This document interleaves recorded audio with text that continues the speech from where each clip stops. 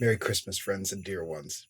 'Tis the season where even the shyest, quietest, hesitant summon the courage to give melody, harmony, texture, form, and rhythm back to our mother creation, the source, the inspiration of all music and joy. Let us prepare room for the glorious sound of our voices, joined in common hope and journey. Everyone, yes, you, let us sing.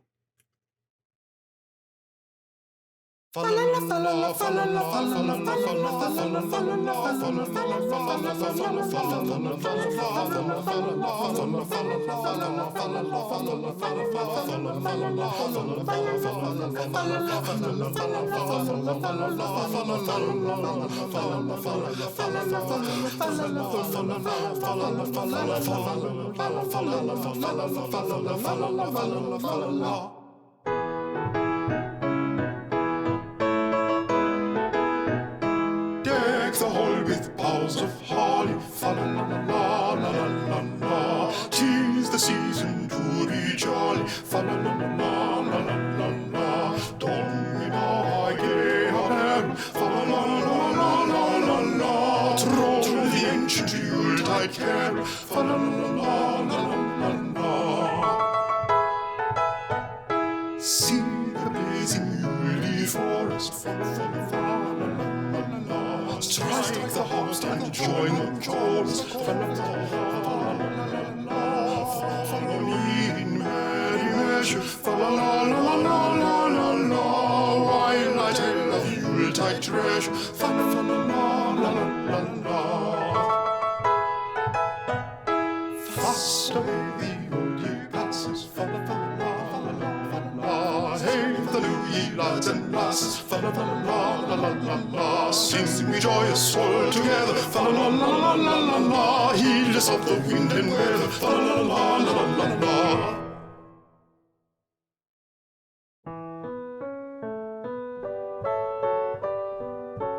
Welcome to the First Unitarian Universalist Congregation of Ann Arbor, and welcome to this special Christmas Eve service.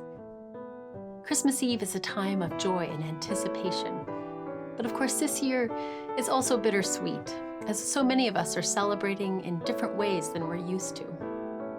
One thing has not changed, though, and that's our ability to find hope.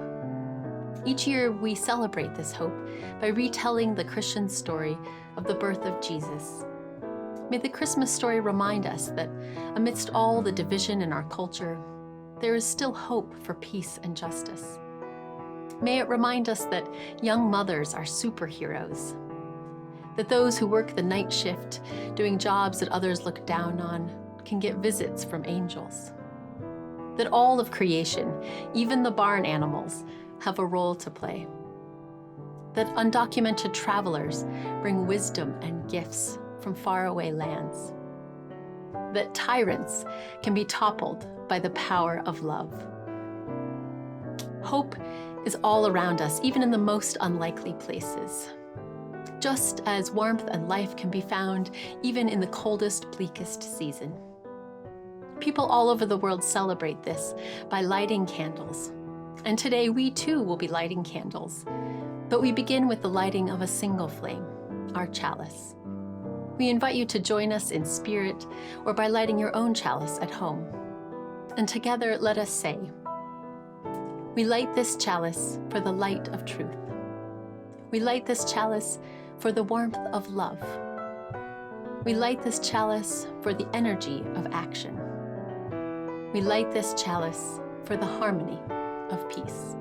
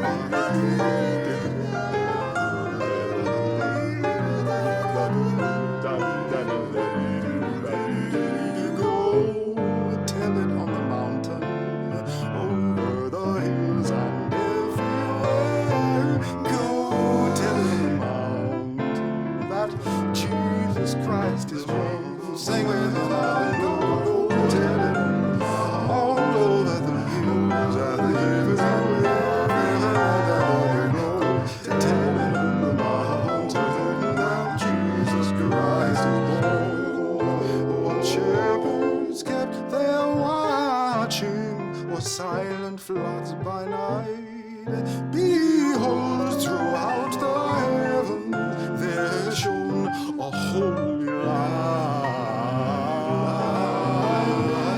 Go tell it on the mountain, over the hills over everywhere. Tell it on the mountain that Jesus Christ. Go, the shepherds, they feared and trembled, and lo, above the earth rang out a chorus of angels that heard the baby's birth. Go, go, tell it on the mountain, over the tell it on the mountain that Jesus Christ is born. Go.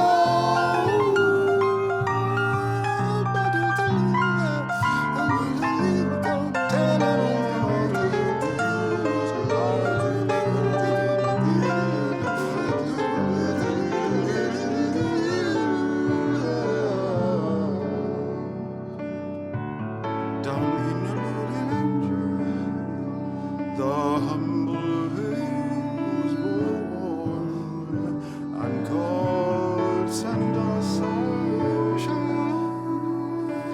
that blessed Christmas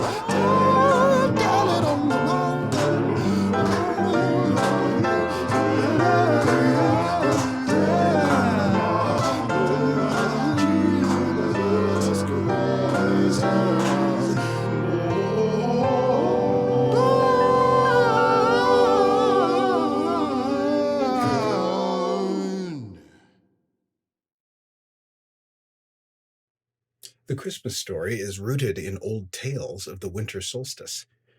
In ancient times in Europe, when the longest night of the year came, our distant ancestors sometimes told stories of a miracle child born to show a way to make peace and love come alive everywhere. Throughout the world, people tell stories of a child born to a royal or important family who would grow up to lead humankind into a time of truth and justice. The early Christians adopted these stories of miraculous birth too, but added a twist. Their miraculous child was not the son of a king and a queen, but instead the son of a simple carpenter and a faithful young woman. That Christian story has been told and retold innumerable times since those early Christians first began telling it 18 or 1900 years ago. We're going to tell the story of the miraculous birth of Jesus, drawing on two early Christian accounts in the books of Matthew and Luke.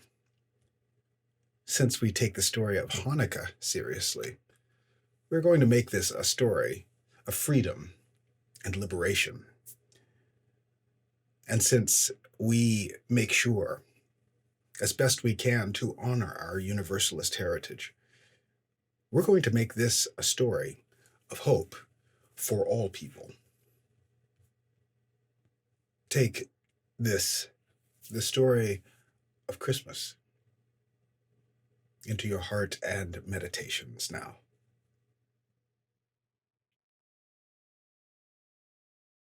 Imagine that after years and years of hearing stories about people bowing down before powerful kings and emperors and dictators and tyrants, you finally hear a story in which 3 powerful wise people kneel down alongside some shepherds before one tiny newborn child. Imagine that after years of hearing stories of terrible wars, you are at last hearing the hopeful story of new life and light, a story in which everyone is longing for peace on earth and goodwill to all. Imagine with me. Hear all the animals and the singing. Feel the air rush off the wings of angels, shouting the greatest, most wonderful news they'd ever heard. If we imagine together, this old story can come to life all over again. Are you ready? Let's begin. In those days, long, long ago, a decree went out from the emperor, whose name was Caesar Augustus. Caesar Augustus said all the world should be registered so that they can pay taxes to me. All the people in the world were required to go to the town where they had been born to register. For some people, that meant a long journey. Joseph, a carpenter, for example, had to go all the way from the town of Nazareth in Galilee to Judea, to Bethlehem, the city of David, because he was from the family of David.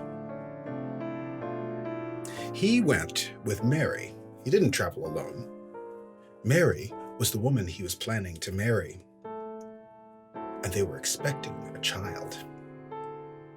They started on their long journey, traveling by day and sometimes even by night, the road lit only by stars. There are less stars here than there were the last time I imagined it. I bet you have some of them. Join me. Let's make the stars together. How do you make a star? With your fingers? Are the stars in your arms? Be the star with me. That's a pretty big star, for a person, at least. Well, when they had gotten to Bethlehem, after the long journey, they discovered that there was no room at the inn where they were planning to stay. In fact, the only place that Mary and Joseph could find to take shelter was a stable that was cut into the side of a hill. So they settled in to sleep there among the animals. The animals welcomed Joseph and Mary into their stable. And that very night, the time came for Mary to give birth. One of the animals was kind enough to lend her feeding trough for a cradle, and Joseph and Mary laid their new baby there among the hay, in the manger. In that region, there were shepherds who lived for months at a time out in their fields, watching over their flocks of sheep by night. They had to watch over their sheep because there were wolves in the hills that would gladly eat a sheep if they could get one. On this night, as the shepherds stood watch in their fields, an angel of the Lord stood before them, and this angel was truly magnificent. Can you imagine this angel? Does this angel have a halo? I imagine a magnificent angel has wings. What color are the wings? Is there glitter on those wings? And what does an angel voice sound like? When this angel of the Lord appeared before the shepherds, the glory of the God of the Israelites shone all around them. Not surprisingly, the shepherds were terrified. But the angel spoke gently, saying to them, "Do not be afraid, for I have appeared to bring you good news of great joy for all the people of Israel. To you is born this day in the city of David a Savior, who is the Messiah." Upon hearing the message, the shepherds said to one another, "This is amazing. Let's go to Bethlehem and see the new baby the angel told us about."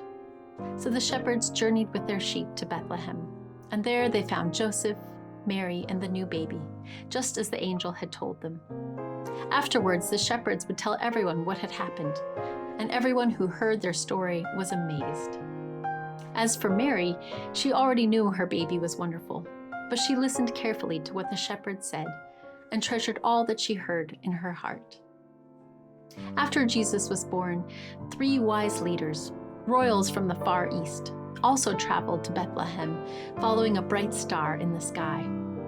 When they entered the stable and saw the new baby, they knelt in adoration, opened their bags, and brought out gifts of gold, frankincense, and myrrh. All who were present rejoiced.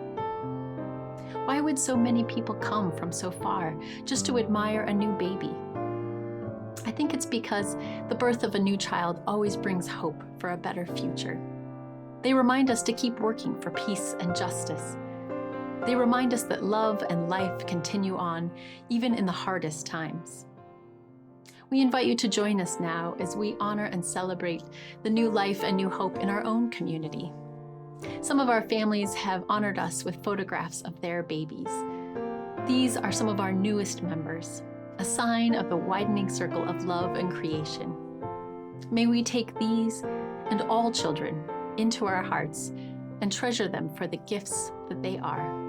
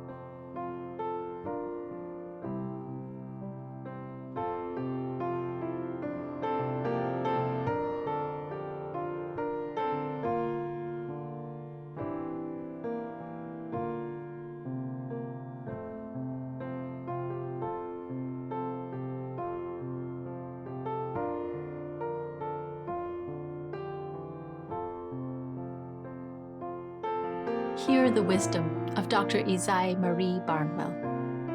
We are our grandmother's prayers, our grandfather's dreamings.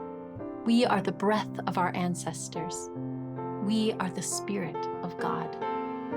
For each child that's born, a morning star rises and sings to the universe who we are. May it be so, now and always.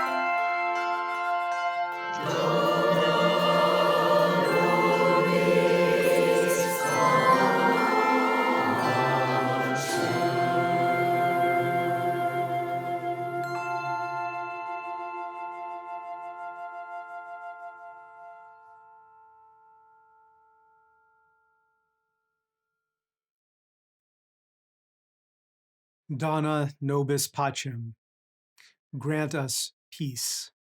Attributed to Mozart and a traditional Christmas hymn, it takes on a whole new context, a whole new vibe and tone in this year, unlike any other that most of us have experienced. Grant us peace, universe, circumstances, the unfoldings around us, political, health-wise, societal, in every respect, whether conscious or unconscious. At moments this year, I have held the longing, grant me peace, that deep yearning for serenity in a world, in a set of circumstances, in a time in which it has felt fleeting at best.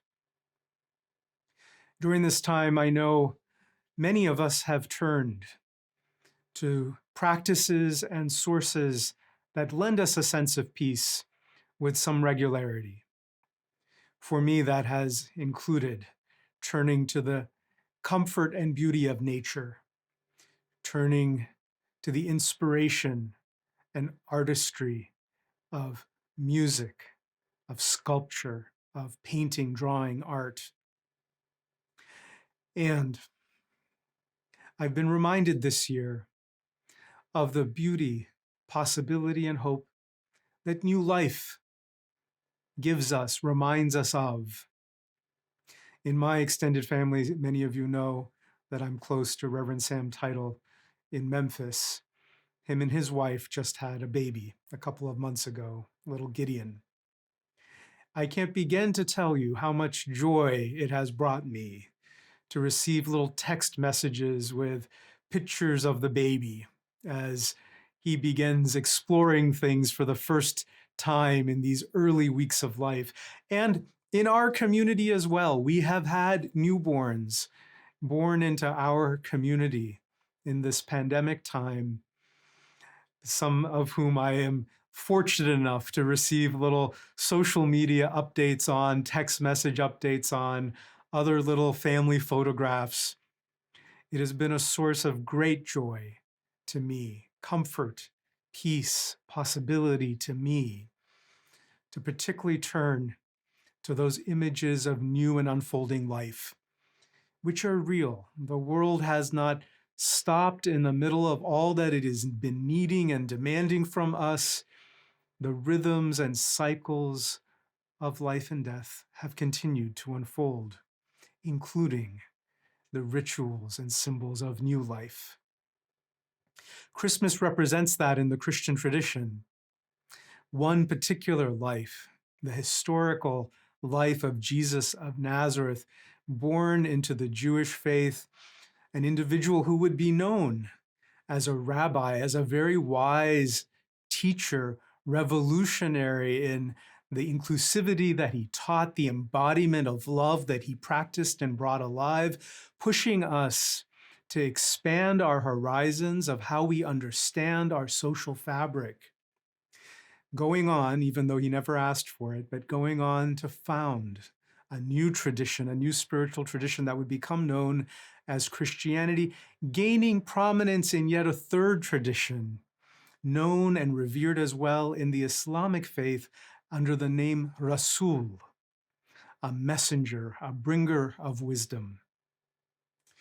Touched, shaped, guiding in the midst of these three Abrahamic faiths, we have one remarkable historical life example, who we honor today in the form of a baby newly born. We hold in our hearts what all that possibility of new life can bring, can be. With such tenderness in our hearts, all we need to do is look towards little ones that we may be connected to, our own young children, grandchildren, godchildren, nieces, nephews, the children that we're connected to, each and every one of us, simply by virtue of being in this community. Our children are all of our children. They are connected to all of us. And herein lies some of the beauty of the message of this season.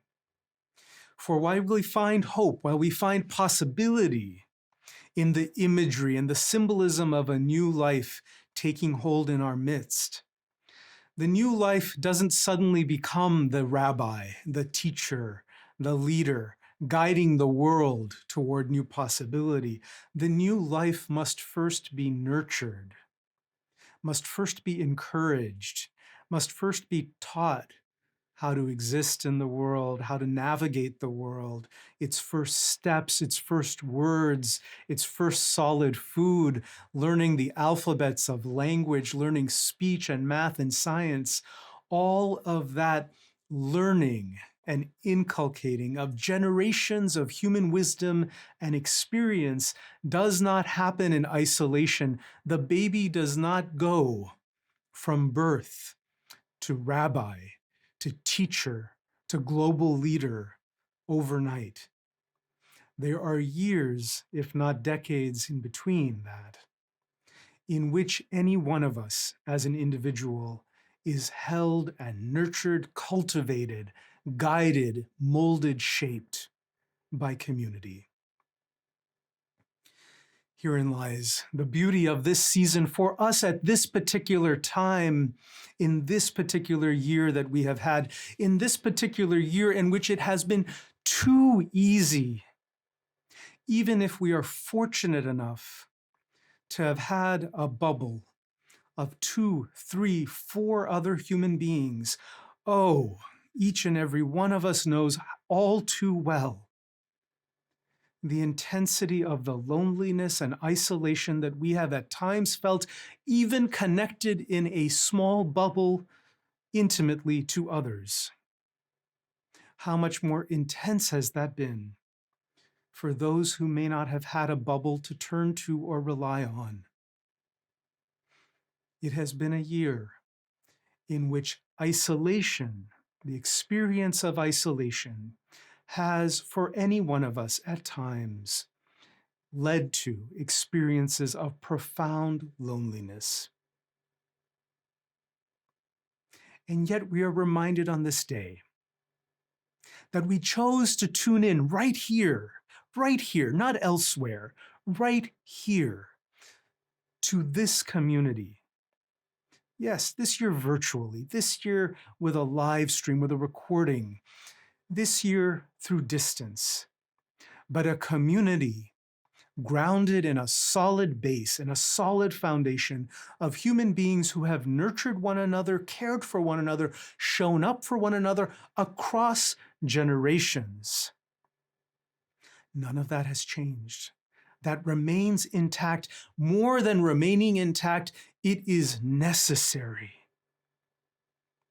for the possibility and hope that we see in the eyes of any youngster is brought alive, reaches flourishment through the many role models, uncles, aunties, teachers, friends that guide it and nurture it over time.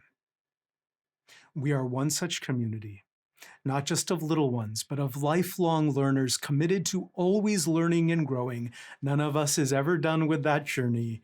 From birth until we leave this physical form, we are constantly presented with new possibilities, new ideas to engage us, to push the boundaries of what we have learned and experienced so far.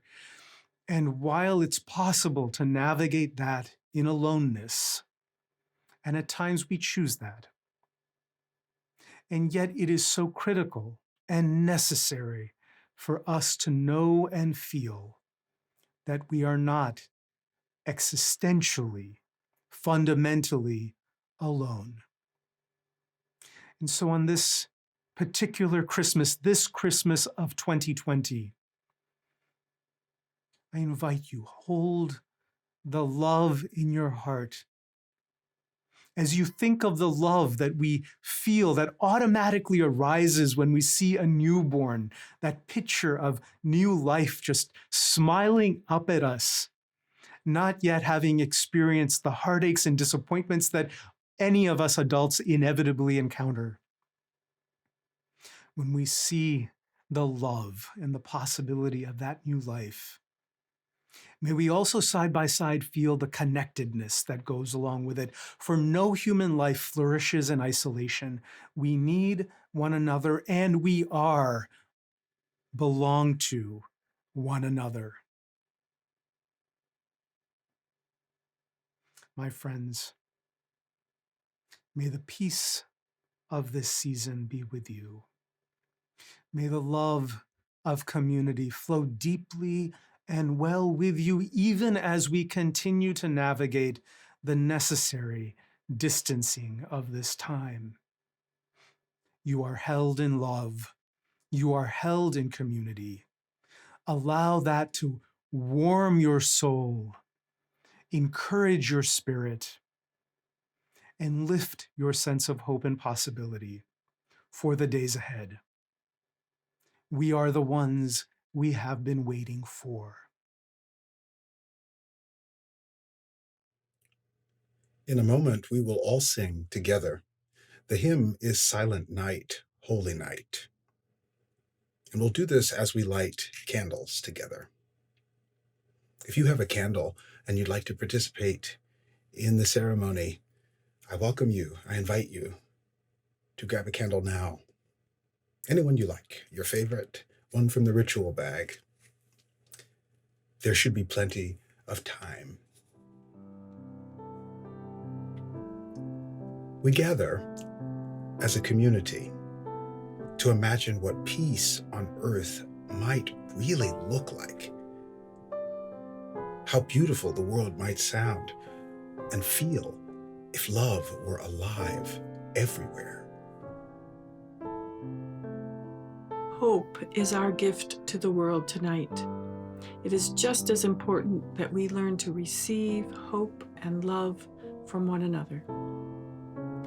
The light we share tonight begins with the flame of our chalice, which lives in our congregation's home and in so many hearts. Imagine all the people who make up our Unitarian Universalist Congregation of Ann Arbor community. All 1,000 of us, even more than that, globally.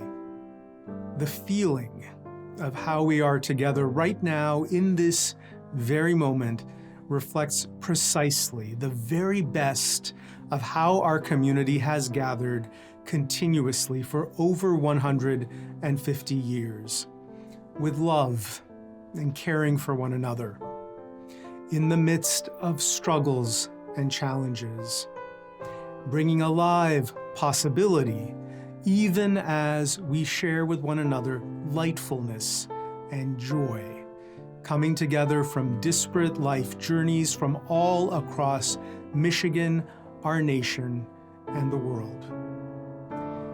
As we move toward lighting our candles today, I will now light our first candle, drawing on the flame that we share with each other week after week when we're together in our physical sanctuary, the flame of our chalice. I invite you to hold this very flame in your heart as if it were your own, because it is. From many separate fires, we kindle one flame, the flame of community.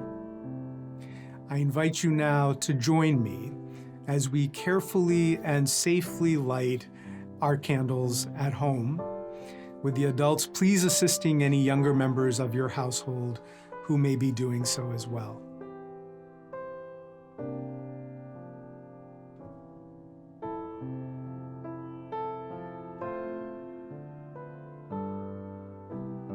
As we share in this gift, holding in our hearts the love and gratitude that we hold for one another and for all of creation of which we are a part, let us share this light and sing.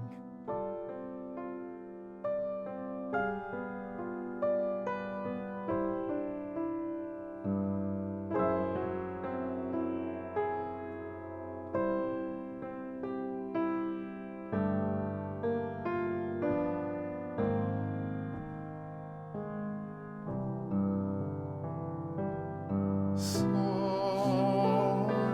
night, my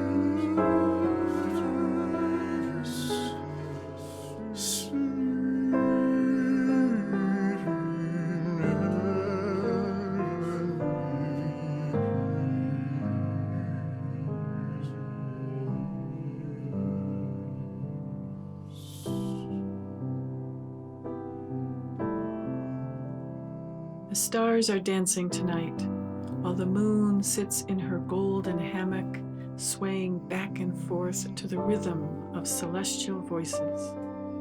The beloved is full of rapture, dancing worlds and stars into being, drunk with the wine of passion, and filling the heavens with song. Do not sit alone in the dark while creation sings a three-part harmony. Dance, my friends, sing joyfully. Fill your heart with the beauty of all that is beloved, as that which we hold beloved turns your soul toward light.